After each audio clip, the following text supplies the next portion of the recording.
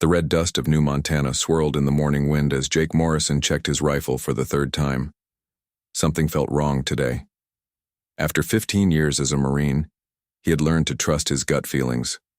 They had kept him alive through 3 alien wars and countless battles across the galaxy. Jake stood on the watchtower of the mining colony, looking out at the rocky hills that surrounded their small settlement. Below him, 200 miners and their families went about their daily work. They trusted him and his 12 Marines to keep them safe. It was a job Jake took seriously. "Sergeant Morrison, you see anything out there?" Corporal Amy Carter climbed up the ladder to join him. She was young, maybe 25, but she had good eyes and a steady hand with a weapon. Jake had trained her himself over the past 2 years. "Nothing yet," Jake said, but he kept scanning the horizon with his binoculars. "But something's coming. I can feel it." Amy nodded. She had learned to trust Jake's instincts too. "Want me to put the men on alert?" "Yeah, do that. And tell Danny to check all the communication systems. If trouble comes, we need to be able to call for help." Private Danny Rodriguez was their tech expert. The kid could fix anything electronic and hack into systems that other people couldn't even understand. He was small and skinny, but his brain was worth 10 soldiers in a fight. Amy headed down the ladder to spread the word. Jake stayed on the tower, watching and waiting. The colony of New Montana sat in a valley between 2 mountain ranges. It was a good spot for mining the rare metals that powered human starships, but it was also far from any major military base. If something bad happened here, they would be on their own for a long time. The attack came at noon. Jake saw the ships first, black dots against the blue sky, moving too fast to be human vessels. His blood went cold as he recognized the shape. Zephyrian warships, the crystalline aliens who had been raiding human colonies for the past 5 years. "Contact!" Jake shouted into his radio. "Incoming enemy ships! All civilians to the bunkers! All Marines to defensive positions!" The first energy blasts hit the outer buildings before most people knew what was happening. The Zephyrian weapons turned metal into vapor and stone into glass. Jake slid down the ladder and ran toward the main defensive position where his Marines were already setting up their heavy weapons. "How many ships?" Amy asked as she checked her rifle. "At least 20, Jake replied. "Maybe more coming." Danny's voice crackled over the radio from the communications center. "I'm sending out a distress call, but the nearest Navy ship is 3 days away." 3 days. Jake knew they didn't have 3 days. They might not have 3 hours. The Zephyrian ships landed outside the colony walls. Jake watched through his scope as the alien soldiers poured out. They were tall, maybe 8 feet, with bodies that looked like they were made of blue crystal. Their natural armor could stop most human weapons, and they carried energy rifles that could cut through anything. But what made Jake's heart sink was the figure that stepped out of the largest ship, even taller than the other aliens, covered in black armor that seemed to absorb light, with eyes that glowed like red stars. Jake had seen pictures of him in military briefings. King Vorthak, the Destroyer, ruler of the Zephyrian Empire. "Why is their king here?" Amy whispered. "This is just a mining colony." Jake didn't answer, but he knew. King Vorthak didn't come to small battles. He came when he wanted to send a message, when he wanted to show humans what happened when they got in his way. The attack began with a wave of energy blast that shook the ground. Jake's Marines returned fire, but their bullets bounced off the alien armor like raindrops. Only their heavy plasma cannons could hurt the Zephyrians, and they didn't have many of those. "Fall back. To the inner perimeter," Jake ordered. "Make them work for every inch." For 3 days they held the aliens back. Jake's Marines fought like demons, using every trick they knew. They set traps, used the buildings for cover, and made the Zephyrians pay for every step forward. But slowly, surely, the aliens pushed them back. Jake watched his men fall one by one. Martinez died holding the east wall. Johnson fell protecting the civilian bunkers. Old Pete Williams, who had fought aliens for 20 years, went down with a plasma rifle in each hand, still firing. On the 3rd day, King Vorthak himself entered the battle. Jake watched from behind a broken wall as the alien king walked through human gunfire like it was nothing. His armor absorbed the energy blasts, and he carried a sword made of pure plasma that cut through metal like paper. When Corporal Stevens tried to stop him with a rocket launcher, King Vorthak caught the rocket in his bare hand and crushed it. Then he pointed one finger at Stevens and fired a bolt of energy that turned the young Marine into ash. "We can't stop him," Amy said. Her face was covered in dust and blood, but her eyes were still fierce. "What do we do?" Jake looked around at what was left of his command. 4 Marines still alive, maybe 50 civilians in the bunkers, and a colony that was burning around them. King Vorthak was walking toward their position, taking his time, enjoying the hunt. "We run," Jake said. "Get to the transport ship. Save who we can." They fought their way to the landing pad where their old transport waited. Danny got the engine started while Jake and Amy held off the aliens. But as they lifted off, Jake looked back and saw King Vorthak standing in the ruins of the colony. The alien king looked up at their ship, and even from that distance Jake could feel those burning red eyes. As they flew away from New Montana, Jake made a promise to himself and to the ghosts of his fallen Marines. Somehow, some way, he would face King Vorthak again, and next time, only one of them would walk away. Amy sat beside him in the transport, bandaging a wound on her arm. "What now, Sergeant?"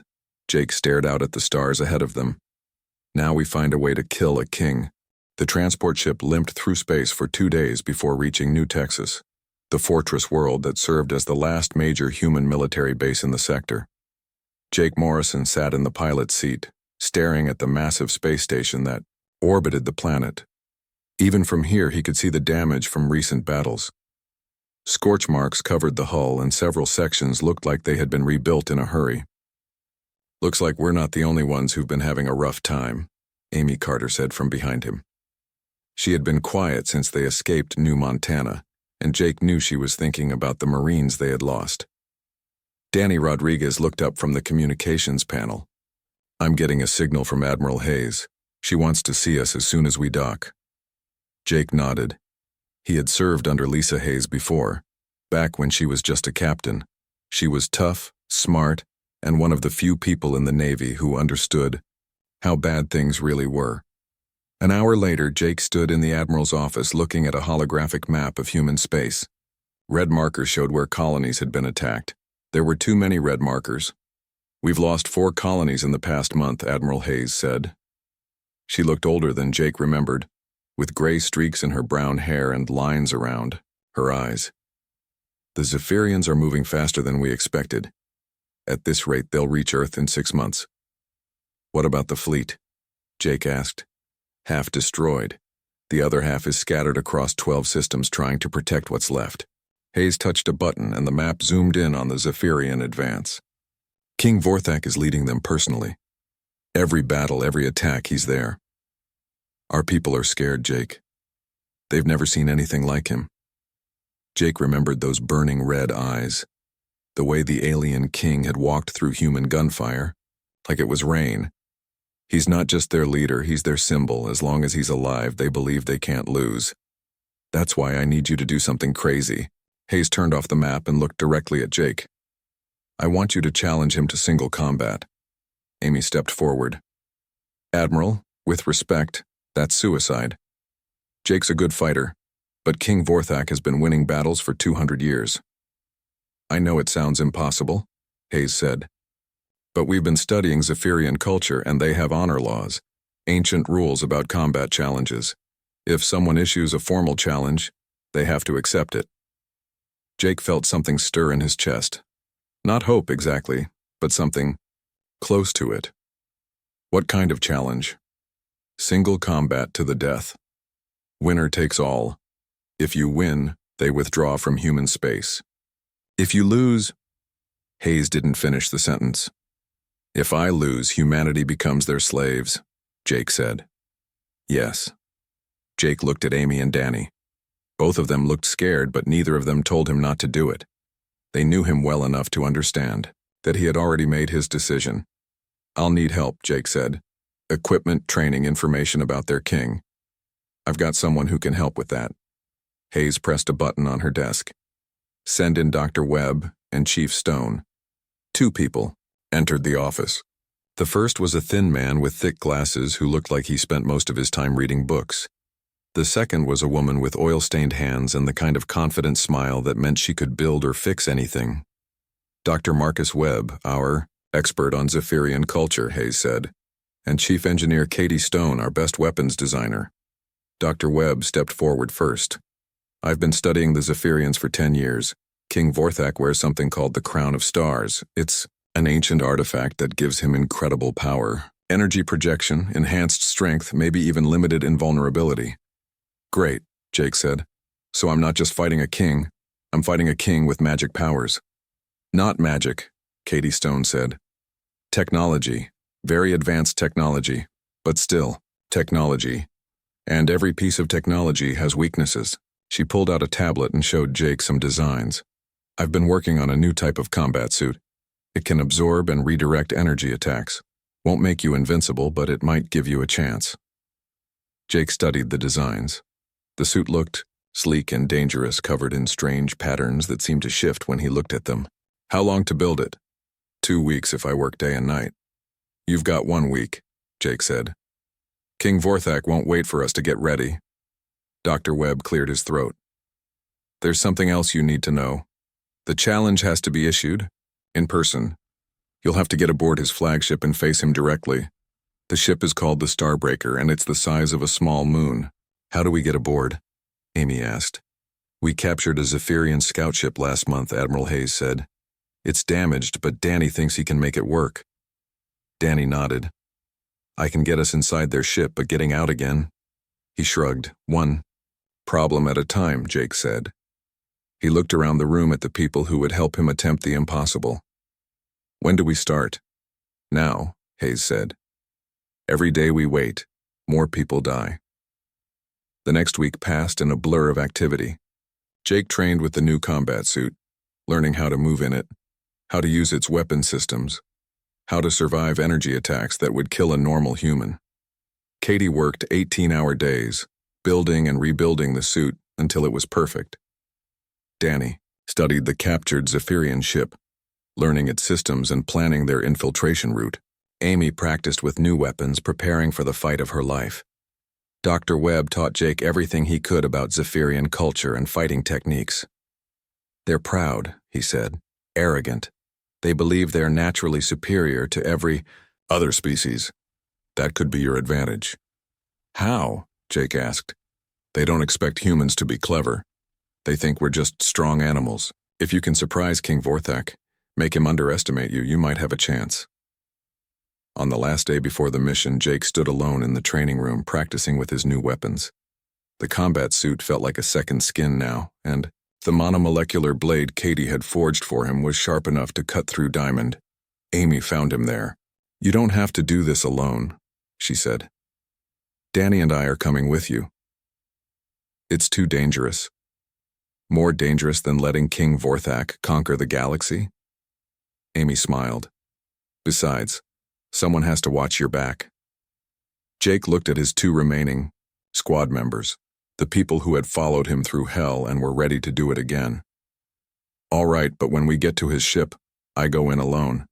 This is my fight. We'll get you there, Amy promised. The rest is up to you. The next morning, they boarded the captured Zephyrian ship and set course for the Starbreaker. Jake sat in the pilot's seat, watching the stars stream past. Somewhere out there, King Vorthak was waiting. In a few hours, Jake would either save humanity or die trying. He preferred those odds to doing nothing at all. The Starbreaker hung in space like a black mountain made of crystal and metal. Jake Morrison had seen big ships before, but nothing like this. The alien vessel stretched for miles in every direction, covered with weapon towers and docking bays. Smaller ships moved around it like insects around a hive. Sweet mother of mercy, Danny Rodriguez whispered from the pilot's seat of their stolen Zephyrian scout ship. That thing could destroy a planet.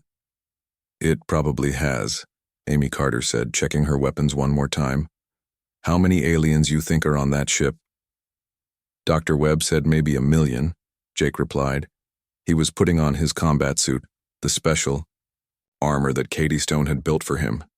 It felt strange, like wearing liquid metal that moved with his body. But we only need to worry about one of them.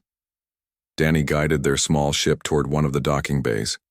The Zephyrian codes he had programmed into their systems worked perfectly. To the aliens scanning them, they looked like just another patrol ship returning home. "Remember the plan," Jake said as they entered the massive docking bay. "Danny stays with the ship and keeps the engines warm. Amy and I find the throne room. I challenge the king. We all get out alive." "What if something goes wrong?" Danny asked. "Then you run like hell and tell Admiral Hayes what happened." Jake picked up his monomolecular sword, the blade that could cut through almost anything. "Don't be a hero, kid. If this goes bad, someone needs to survive to warn Earth." They landed among dozens of other Zephyrian ships. Through the windows, Jake could see alien soldiers moving around the docking bay. They were huge, 8 feet tall with crystal blue skin and natural armor plating. Their weapons looked like they could vaporize a human in one shot. "Here we go," Amy said, putting on her helmet. The stolen Zephyrian armor she wore was too big for her, but it would help her blend in from a distance. Jake and Amy left the ship and walked into the enemy vessel. The corridors were enormous, built for beings much larger than humans. Everything was made of the same blue crystal material, and strange lights pulsed through the walls like a heartbeat. They had studied the ship's layout for a week, memorizing every turn and passage. The throne room was in the center of the vessel, protected by dozens of security checkpoints and guard posts. But Dr. Webb had found something interesting in the Zephyrian cultural files. There was an ancient path called the Honor Walk, a direct route to the throne that any warrior could use if they came to issue a formal challenge. There, Amy pointed to a corridor marked with special symbols. The Honor Walk. They turned down the passage and immediately felt the difference. This corridor was older than the rest of the ship, carved from black stone instead of crystal. Strange writing covered the walls, and the air felt heavy with age and tradition. "No turning back now," Jake said. They walked for what felt like hours, through the twisting passages. Sometimes they passed Zephyrian guards, but the aliens just watched them go by. The Honor Walk was sacred to them. Anyone brave enough or stupid enough to use it had the right to reach the throne room. "Jake," Amy said quietly, "I want you to know something, in case we don't make it out of here. Don't talk like that. Listen to me." Amy stopped walking and turned to face him. "You're the best sergeant I ever served under, the best man I ever knew. If anyone can beat that alien king, it's you." Jake felt something tight in his chest. "Amy, I can't promise we'll both walk out of here." "I know." She smiled, but her eyes were sad. "That's why I'm telling you now. When you face that monster, remember all the people he's killed. Remember Martinez and Johnson and old Pete Williams. Remember the miners on New Montana. Make him pay for all of it." Before Jake could answer, an alarm started ringing throughout the ship. Red lights flashed in the corridor, and they could hear the sound of running feet echoing from somewhere behind them. "They found Danny," Amy said. Jake's radio crackled to life. "Guys, we got problems. Big problems. They're surrounding the ship. I think someone figured out we don't belong here." "Can you get out?" Jake asked. "Maybe, but not without making a lot of noise. The whole ship's going to know we're here in about 30 seconds. Jake looked at Amy. The plan was falling apart, but they were too close to quit now. "Danny, get out of here. Don't wait for us." "Sergeant, I can't just leave you." "That's an order, soldier. Get back to Admiral Hayes and tell her we tried." The radio went quiet for a moment. Then Danny's voice came back, tight with emotion. "It's been an honor serving with you both. Give that alien king hell." The sound of explosions echoed through the ship as Danny fought his way out of the docking bay. Jake and Amy ran down the honor walk as fast as they could, knowing that every second counted now. They reached a massive doorway carved with symbols of ancient battles. Beyond it lay the throne room where King Vorthak waited. But blocking their path stood General Zarthok, the king's most trusted commander. He was even bigger than the other aliens, with scars covering his crystal armor and eyes like burning coals. "Humans," the general said in perfect English, "you have come far to die." "We've come to issue a challenge," Jake said. "Ancient law says you have to let us pass." Ancient law says I have to let one of you pass. General Zarthok drew his plasma sword, a weapon that glowed like a captured star. The other dies here. Amy stepped forward before Jake could stop her. Then I guess that's me. She looked back at Jake one last time. Make it count, Sergeant. Make it count for all of us. Amy, no. But she was already moving, charging at the alien general with her rifle blazing. General Zarthok met her attack with his sword, and the corridor filled with the sound of battle. Jake wanted to help her, but he knew this was what Amy had chosen. She was buying him time to reach the king. He ran through the doorway into the throne room, leaving his friend to fight alone. The throne room was vast beyond imagination, a crystal dome that looked out into space.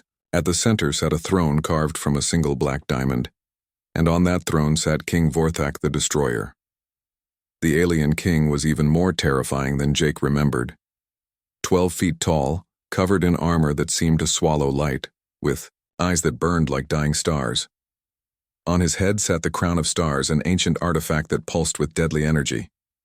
So, King Vorthak said, his voice like thunder, the little human has come to play hero. Jake drew his sword and walked toward the throne. Behind him, he could still hear Amy fighting for her life. I've come to challenge you according to the ancient laws. Single combat to the death, winner takes all. King Vorthak stood up, towering over Jake like a mountain of living darkness. You amuse me, little human. Very well. I accept your challenge. When I kill you, your species will know that resistance is hopeless. We'll see about that, Jake said, raising his sword. The fight that would change the fate of the galaxy was about to begin. King Vorthak stepped down from his throne and the floor shook under his weight. His armor was like looking into deep space, black and endless, with points of light that moved like distant stars. The crown of stars on his head pulsed with energy that made the air itself hum with power. 200 years, the alien king said, drawing his plasma sword. The weapon blazed to life, casting red shadows across the crystal dome. 200 years since anyone dared challenge me. The last fool who tried is dust scattered across 3 star systems. Jake Morrison gripped his monomolecular blade tighter. The weapon looked small compared to the king's burning sword, but Katie Stone had built it well. It would cut through anything if Jake could get close enough to use it. Maybe you're due for a loss, Jake said. King Vorthak laughed, a sound like breaking glass. You humans are so entertaining, so brave and so stupid. He raised his free hand, and energy crackled between his fingers. Let me show you real power. The first energy blast hit Jake square in the chest and sent him flying across the throne room. He slammed into the crystal wall hard enough to crack it, but Katie's combat suit absorbed most of the impact. Jake rolled to his feet, surprised to still be alive. Interesting, King Vorthak said. Your armor is better than I expected. No matter. It will only make your death take longer. The alien king charged forward, moving faster than something that big had any right to move. His plasma sword came down in a strike that would have cut Jake in half, but the human rolled aside at the last second. The blade hit the floor and melted a hole 3 feet deep in the crystal. Jake came up swinging, his monomolecular sword aimed at the king's neck. But King Vorthak caught the blade with his bare hand, and Jake saw that the alien's skin was harder than steel. Is that the best you can do? King Vorthak asked and backhanded Jake across the room again. Jake hit the wall and slid down, tasting blood in his mouth. The alien king was stronger than anything he had ever fought, faster too, and the crown of stars made him nearly invulnerable. This was going to be harder than Jake had thought. King Vorthak walked toward him slowly, enjoying the hunt. Your friend outside fought well for a human. She gave General Zarthok several new scars before she died, but in the end, she was just another dead monkey. Something cold and angry exploded in Jake's chest. Amy was dead. Another good soldier gone because of this monster. Jake pushed himself up from the floor, ignoring the pain in his ribs. Her name was Amy Carter, Jake said. She was 25 years old. She had a little sister back on Earth who wanted to be a Marine just like her. I do not care about your dead friend's name, King Vorthak said. You should. Jake raised his sword again. Because I'm going to kill you for her. The alien king laughed again and fired another energy blast. This time Jake was ready. He moved to the side and let the energy hit the wall behind him. Katie's suit was designed to study energy patterns, and Jake was starting to understand how the crown worked. King Vorthak attacked again, his plasma sword cutting through the air in deadly arcs. Jake dodged and weaved, staying just out of reach. He wasn't trying to win yet. He was trying to learn. The crown fed power to the king's natural abilities, but it had a rhythm. Every few seconds it pulsed brighter, sending more energy through the alien's body. During those pulses, King Vorthak was stronger and faster. But between the pulses, there was a tiny gap where the power dropped. Jake waited for his chance. When the crown's next pulse faded, he moved in fast and low, slashing at the king's legs. His blade found a gap in the armor and drew black blood. King Vorthak roared in pain and anger. "You dare wound me?" He grabbed Jake by the throat and lifted him off the ground. "I will tear you apart slowly." Jake couldn't breathe, but he could still think. The crown was pulsing faster now, reacting to the king's anger. That was the key. The more emotional King Vorthak became, the more power the crown used. And the more power it used, the more unstable it became. Jake pulled a small device from his belt, something Katie had built into the suit's emergency systems. It was designed to overload energy weapons, but it might work on the crown too. He slammed it against the alien king's chest, just as the crown pulsed again. The feedback was immediate. King Vorthak screamed and dropped Jake, clutching his head, as the crown sparked and smoked. For the first time in 200 years, the ancient artifact was damaged. "Impossible," King Vorthak gasped. "The crown of stars cannot be destroyed." "Everything can be destroyed," Jake said, getting back to his feet. "You just need to know how." Without the crown's full power, King Vorthak was still dangerous but no longer invincible. Jake could see uncertainty in those burning red eyes. The alien king had relied on his magic crown for so long that he had forgotten how to fight without it. Jake pressed his advantage, attacking with everything he had learned in 15 years of combat. He used the throne room's features against his opponent, bouncing off walls and using the crystal pillars for cover. When King Vorthak fired energy blasts, Jake used the suit's reflective surfaces to send them back. The battle raged across the dome, two warriors fighting for the fate of their peoples. King Vorthak was bigger and stronger, but Jake was faster and smarter. More importantly, Jake was fighting for something bigger than himself. The end came suddenly.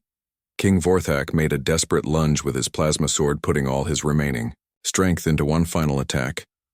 Jake dropped low and rolled between the alien's legs, coming up behind him with his monomolecular blade ready. The sword went in clean, right through the gap in the king's armor where Jake had wounded him before. King Vorthak's eyes went wide with shock and pain. "This cannot be," he whispered. "I am immortal. I am eternal. I am—" "You're dead," Jake said and twisted the blade. King Vorthak fell to his knees, then forward onto his face. The crown of stars flickered once more and then went dark forever. The alien king who had conquered 100 worlds was no more. Jake pulled his sword free and stepped back, hardly believing it was over. His whole body hurt, and he could taste blood, but he was alive. Against all odds, a human had defeated the seemingly invincible alien king. Around the ship, alarms were ringing as news of their king's death spread through the Zephyrian fleet. Jake could hear the sounds of confusion and panic echoing through the corridors. Without their immortal leader, the aliens didn't know what to do. Jake activated his radio, hoping Danny had escaped, and could hear him. "Danny, this is Jake. The king is dead. I repeat, the king is dead." Static filled the radio for a moment. Then Danny's voice came through, filled with amazement and joy. "Jake, you crazy son of a gun, you actually did it. The whole alien fleet is pulling back. They're retreating." Jake looked down at King Vorthak's body, then up at the stars visible through the crystal dome. Amy had been right. Sometimes one person really could change everything. The fight that had seemed impossible was over and humanity was free. But the victory felt hollow without Amy and all the others who had died to make it possible. Jake would carry their memory with him for the rest of his life. Jake Morrison sat on the alien throne, breathing hard and trying not to look at King Vorthak's body. His combat suit was cracked in a dozen places, and every muscle in his body ached. But he was alive, and the king was dead. That was what mattered. The throne room doors burst open and General Zarthok stumbled in. The alien general looked terrible. His crystal armor was shattered and black blood covered his arms and face. Amy had fought him well before she died. The king, General Zarthok, gasped, seeing his ruler's body on the floor. You actually killed him. According to your laws, that means the challenge is over, Jake said, standing up slowly. The Zephyrian Empire withdraws from human space forever. General Zarthok stared at the broken crown of stars lying next to his dead king. For a moment, Jake thought the alien might attack him anyway, but then Zarthok bowed his head.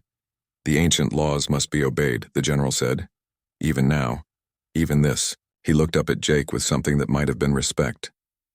Your friend, the female warrior, she died with honor. Her name was Amy Carter, Jake said. Remember it. I will. General Zarthok turned and walked away, calling orders to his soldiers. Within minutes, Jake could hear the sound of the alien fleet powering down their weapons and preparing to leave human space. Danny's voice came over the radio, excited and relieved. Jake, you need to get out of there. I'm bringing the ship around to pick you up. Jake took one last look around the throne room where everything had changed. Then he walked out, past the place where Amy had made her final stand and headed for the docking bay. The trip back to New Texas took 3 days. Jake spent most of the time sleeping, his body finally catching up with everything it had been through. When he wasn't sleeping, he was thinking about Amy and all the Marines who had died fighting the Zephyrians. Admiral Hayes was waiting when they docked.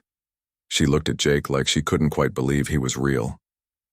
You did it, she said. You actually did it.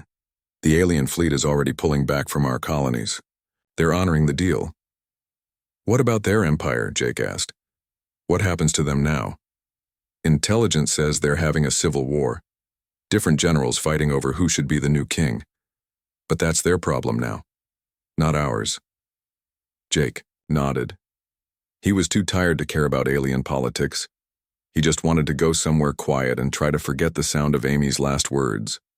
But the galaxy had other plans for Jake Morrison. The news of his victory spread like wildfire across human space. Within a week, every colony knew the story of the Marine sergeant who had killed an alien king in single combat. Other alien species, ones who had been afraid of the Zephyrians for centuries, started sending messages to Earth. They wanted to meet these humans who could do the impossible. You're famous, Admiral Hayes told Jake during a meeting a month later. Half the Navy wants to promote you to general. The other half wants to study your brain to figure out how you did what you did. I don't want to be famous, Jake said. I just want to go back to being a soldier. Too late for that. The president wants to meet you. The Senate wants to give you a medal. And about 50 different news crews want to interview you. Jake sighed. This was not what he had signed up for when he decided to challenge King Vorthak. Can I at least go back to New Montana first? There are people there I need to see. The colony is being rebuilt. Most of the survivors are already back. But Jake... Hayes paused. The place where Amy fell, where you lost your squad. Are you sure you want to see that? I need to, Jake said. 2 weeks later, Jake stood in the main square of New Montana. The colony looked different now. New buildings had been built where the old ones were destroyed. New families had moved in to replace the ones that died. But in the center of the square there was something that hadn't been there before. A memorial wall made of black stone, with names carved into it. At the top were the names of Jake's Marines, Amy Carter, Martinez, Johnson, Pete Williams, and all the others. Below them were the names of the civilians who had died in the attack. An old miner named Bill Thompson walked up beside Jake.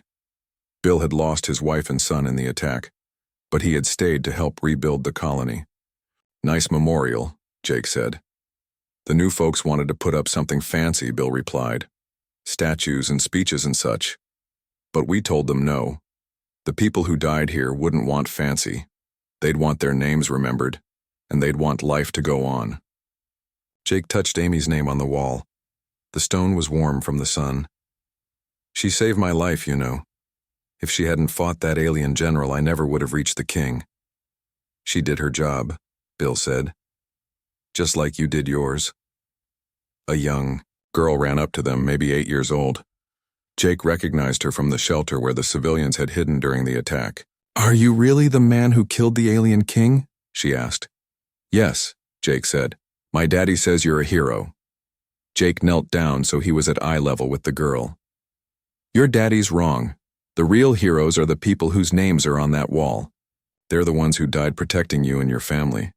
The girl looked at the memorial, then back at Jake. But you stopped the aliens from coming back, right? Right. Then you're a hero too. Jake smiled for the first time in weeks. What's your name? Lucy. Well, Lucy, if you really think I'm a hero, will you do me a favor? What? Grow up strong and smart and brave. Learn everything you can. And if the bad guys ever come back, be ready to fight them. I will, Lucy said seriously. I promise. As the girl ran back to her parents, Jake felt something settle in his chest. The weight of all the death and destruction would never leave him completely. But maybe, just maybe, he had helped build something better. 5 years later, General Jake Morrison stood on the bridge of the battleship New Montana, watching human and alien ships working together to build a new space station. The Zephyrians were gone, scattered, and broken. But other alien races had taken their place as friends instead of enemies. Danny Rodriguez, now a colonel, walked up beside him. Hard to believe it's been 5 years since Amy died. Feels like yesterday, Jake said. Feels like a lifetime ago. For new recruits in basic training still ask about her. About all of them. Jake nodded. He had made sure that every new Marine learned the story of New Montana. Not just his part, but Amy's sacrifice and the courage of ordinary people who refused to give up. Good, Jake said. As long as people remember, they're not really gone. Outside the window, human children who had been born after the war were already talking about joining the space fleet. They would grow up in a galaxy where humans were respected, where Earth was safe, where the stars belonged to everyone. It was a future worth fighting for. A future that Amy Carter and all the others had died to protect. And Jake Morrison, the man who had changed the stars themselves, finally understood that sometimes the greatest victory was simply making sure that others could live in peace.